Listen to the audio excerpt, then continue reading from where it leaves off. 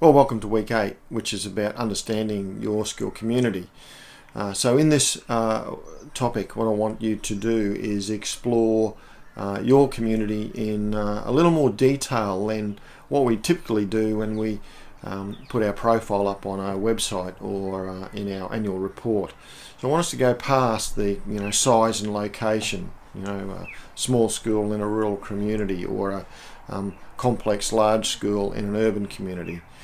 And I want us to think about a range of issues that would impact on how we would go about engaging our community. So the diversity within the community, for example, would be one of those things. Are we primarily Australian-born with Australian-born parents, white, middle class, or do we have a much more diverse community of new migrants, of a number of parents born overseas? What's the indigeneity of the community? Do you have a large percentage of Aboriginal and Torres Strait Islander students?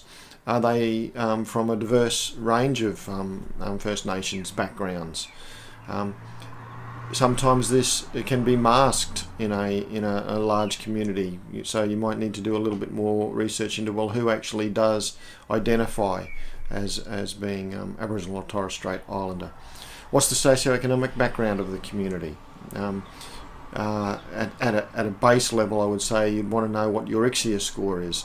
But do you have an element of the community that have been long time unemployed? What's the background of parents? What's the educational makeup of parents? Do you have a highly educated, university qualified community or otherwise? Also look at things like attendance.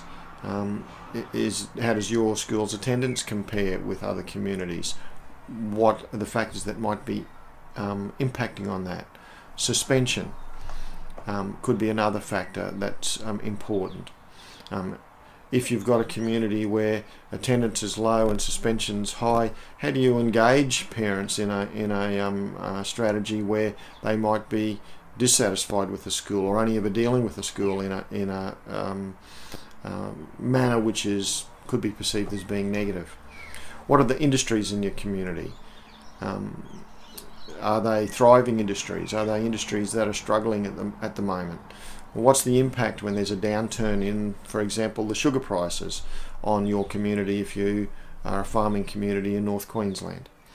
And also, what are the expectations of your parents in that community? So as you can see, there are a whole range of very complex issues that you will need to delve into.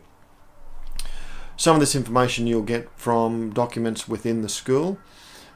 Some of it you might get from going to, for example, to the Australian Bureau of Statistics and having a look at local area government profiles. But you should be spending at least a few hours trying to get a good understanding of what are the issues that impact on your particular community.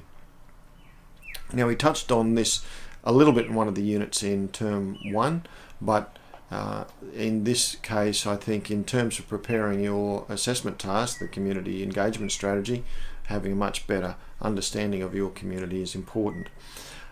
Another part of this is also then having a bit of a look at your school's documents and vision, if you like, mission. What is it that your school stands for? Go back to thinking about Simon Sinek's, what's the purpose, the power of why. If you are going to market to your community and engage your community, what is it that makes your community different, or your school different, sorry? We often get lost in trying to market a school, sell a school around a whole range of things that we're trying to achieve. Can you distill it down to one or two key messages, and would your community support that? Now, that'll become important as we then delve into, if that's the key messages, how do we go about getting that message out to the community and engaging our community in that piece of work? So we'll explore that over the weeks ahead too. So that's the main task. Start to get an idea this week of the profile of your community and understanding it past the surface type of messages we might give of a particular school. Good luck with that piece of work.